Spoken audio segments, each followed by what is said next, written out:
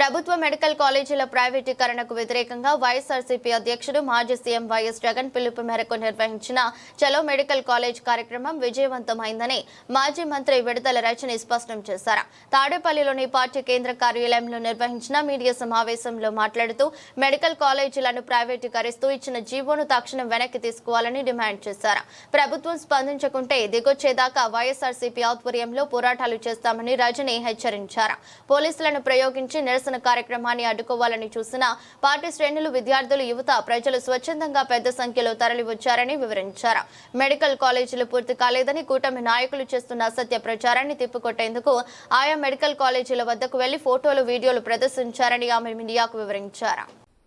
YSR Congress party విద్యార్థి యువజన విభాగాల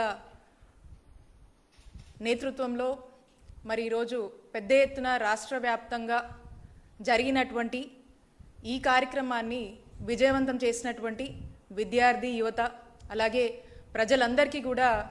పేరు పేరున హృదయపూర్వక కృతజ్ఞతలు తెలియజేసుకుంటున్నాను. ఈ రోజున గత కొద్ది రోజులుగా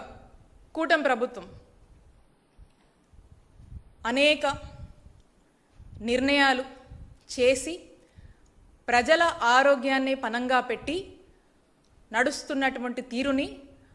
అది జస్టిఫై చేసుకునేందుకు కూటమి ప్రభుత్వం వాళ్ళు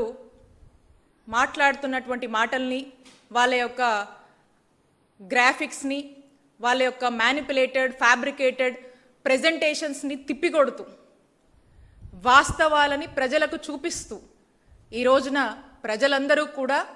ఏ జిల్లా కా జిల్లా స్థానికంగా అక్కడున్నటువంటి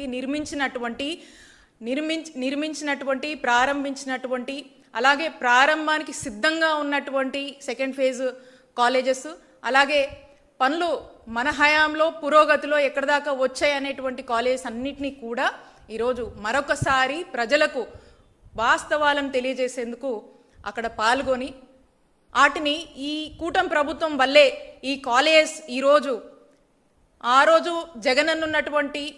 జగనన్న హయాంలో ఎక్కడి వరకు పనులు జరిగినాయి అక్కడే ఆగిపోయాయి, ఎందుకు ఆగిపోయాయి అనేటువంటి వాస్తవాలని, రియాలిటీని, there is no graphics in this, no fabrications, ఈ రియాలిటీని, ఈ రియల్ కట్టడాల్ని మేము తీసుకొచ్చినటువంటి మెడికల్ కాలేజెస్, దీని డెవలప్మెంట్స్ని